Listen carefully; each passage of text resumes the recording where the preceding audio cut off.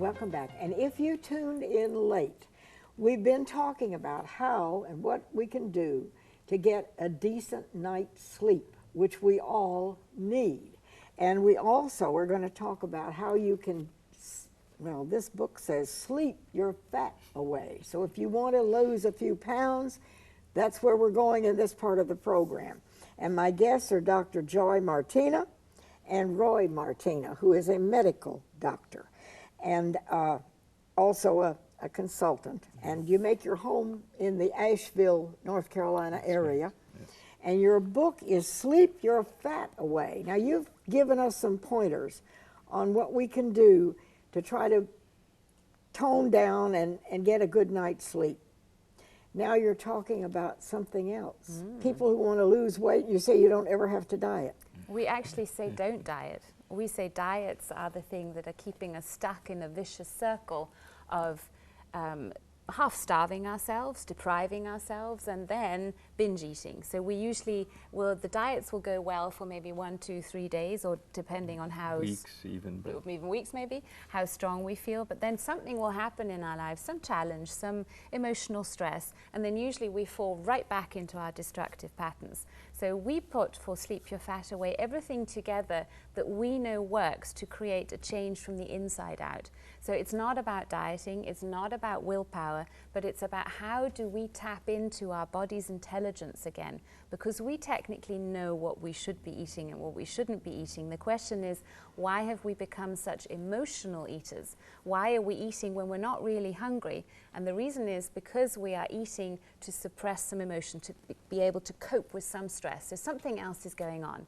And we put all our wisdom and everything we learned from amazing teachers all over the world into Sleep Your Fat Away as our attempt to help end obesity, because the obesity numbers are sky high, and that's really scary. So yeah, and it's only getting worse. I mean, America was one of the leaders, now being taken over also by other countries. And we just spoke about sleep. There's a relationship with sleeping. If we sleep deprived, for example, we are much more sensitive to stress and emotions, everything else going on. Also, our hormonal system is completely out of balance. So we actually are hungry at times that we're not hungry. We overeat unconsciously and all of that. And what we really did was study the natural slim person. What is different? How do they eat? And it's not so much about diet, but it's much more how you eat and with what awareness you eat. So maybe you want to So you mean out of stress, sometimes we eat when we're really not even hungry, Absolutely. but you're stressed, Absolutely. and so that's what you do. Absolutely. Well, it's such a quick way of that we learn often already as children of managing our emotions. So often as children, when we're upset or something goes wrong, we'll get a piece of candy and we'll feel better after that. And that can create habits in us that we're often not aware of. So we have programming in our mind that is making us follow destructive habits. And that, as a holistic psychologist, I was really interested into finding out what do naturally slim people do different. And one of the things that naturally slim people do is that they eat slowly and consciously. And what that means is that we're not allowed to multitask when we're eating. So often, because we're so busy and we're so stressed and, we're whizzing around. We're doing 2 or 3 things and eating at the same time. Absolutely, and you see what happens when we do that, and we're all culprits ourselves. So we had to find out what we're doing and apply the same. And what we found is that when you eat in a distracted way, your brain is not receiving the signal from your stomach that you're actually full. So you're much likely to overeat. You will eat much too fast, which means you're going to gulp down your food, which is not really good for your digestion. But the main thing is your brain will not be able to receive the message, I'm full.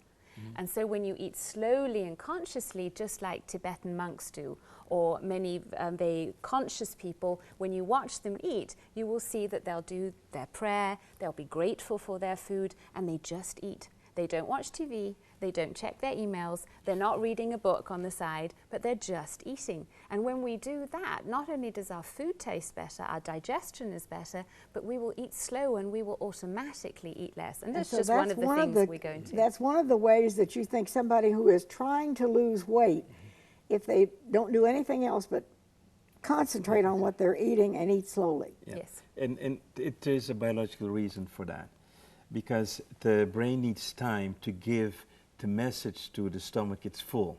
So if we're totally distracted, we're not receiving that message. And I think all the viewers have been in a situation where you're watching a movie or something, you're really into it, and you're eating like popcorn, and all of a sudden everything is gone. Because we don't receive, because our focus is outward, our focus is not here, so we don't get the feedback mechanism working, and that's why we can overeat. And that becomes the habit. And the next thing that happens, our stomach is really becoming bigger and bigger in that sense, so we feel we empty need of more fat. food to fill us up. Exactly. But when we start eating slow, the brain, and we have attention for what we're doing, now we feel fuller much quicker. But not only that, we already spoke about the digestive system, we actually need less food if we chew it really good. And what's interesting is that we will also choose, and actually, for more natural foods automatically. Because if you, for instance, eat potato chips really, really slowly and chew each potato chip 20 times, it really doesn't taste nice. It doesn't taste that No, great. because all your taste is the grease and the fat and the salt, and that's about it. But when you eat, I don't know, even a carrot slowly and consciously, you start appreciating the taste. So we found just that trick in itself, and we've added many, many more in our book, is already helping people to become aware of what they're doing. And I think in this busy time that we're living in, that in itself is a game changer, that we really do what we're doing now. Like, we're talking, we're not doing anything else. We're focused on each other, and that just enhances every single moment. So I believe it's a very spiritual thing to do as well, to connect back to that awareness of the present moment. And that goes for eating as well. So, you know, one way we can help ourselves to sleep better are just simple things like, you know, turn off the television, don't be working, give your body time to kind of slow down. That's right, and eat foods high in tryptophan. And eat. Now, would you say that if somebody can do this, that a glass of milk, some yogurt, something like this before you go to bed would be all right? Yes, absolutely. A small, you know, a handful or a handful of walnuts is also a nice idea to eat before you go to bed. Give your body that tryptophan. Give yourself the time to transition into the relaxed mode, and read a book. Do something else. It doesn't have to be a screen that's giving your brain that blue light we don't want. So you suggest that reading also is not so good? Oh, you can read. Oh, you can. Read. Reading is good. Anything that relaxes you, anything that takes you out of the busyness of the day. One of the things that we don't do anymore is just listen to relaxing music before you go to sleep. Just having that relaxed music will calm down the brain waves. When we're awake, we are in what we call beta brain waves. They're very fast, very chaotic, and we need to go to alpha. And most people don't switch over to alpha anymore. And for a lot of people, music that they really like, not of course not house music, whatever, but really calming music would be a really great ambiance to go in that relaxed mode. There's a lot of research showing that, for instance, listening to Mozart before you go to sleep can be very helpful, because it has a certain way of affecting the brain. There you go, that is very relaxing. But I think there are things we can do to help ourselves. And this is, you don't have to take medication. No. Now, if somebody does take sleeping pills, your advice, doctor, is to ease yourself away. Yes, that's number one. If it's prescription pills, for whatever reason, it's not over the counter, you need to consult with your physician. Yes. And let's be clear about it. But what we found over and over is that you can switch off, but you need something else instead of that. So whatever we're advising here, these tips helps. What my patients have found over and over, the best thing that helped them is to listen to a calming voice. So we made, I mean, years ago already, audios where just telling you relax, let go, and just that you really have someone talking to you like a therapist, basically. Sitting at your bedside. Yeah, that's the nicest thing. That's what Sleep Your Fat Away actually is about. I think we live in such a frantic world that we've all forgotten how to relax. Exactly. I mean, people say, well, I'm going out and play a game of golf. But they're not relaxed. They have to... because they've got the pressure to win there, right? I think we're caught up in this. Absolutely. The whole world is like this. It's getting worse and worse. But it's not getting better. No, That's the bad part. But the good news is that we can do something about it. So we've really found, I suffered from insomnia for years, many years ago, and what really broke that cycle for me was listening to a guided meditation before I drifted off. So I had it on my phone, and that's the same system we use in Sleep Your Fat Away, is we've recorded audios that last all night. So what you do is you have it on your phone, you put your phone on flight mode, you put it next to your bed, you press play, and you just listen to that voice, just gently, calmly telling you a story. And we use all kinds of tricks of NLP, hypnosis, and positive affirmations. Everything that we have found is beneficial to help you not only sleep better, but also to give you a more positive self-esteem. Often we doubt ourselves so much when we're stuck in a stress cycle.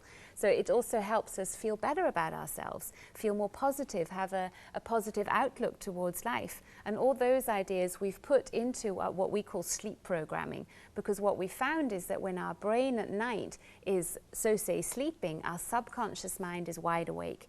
And our subconscious mind is ready to receive all the messages that are actually beneficial for us, so that promote health, that promote relaxation. And actually the feedback from our clients and patients is that they wake up feeling far more refreshed.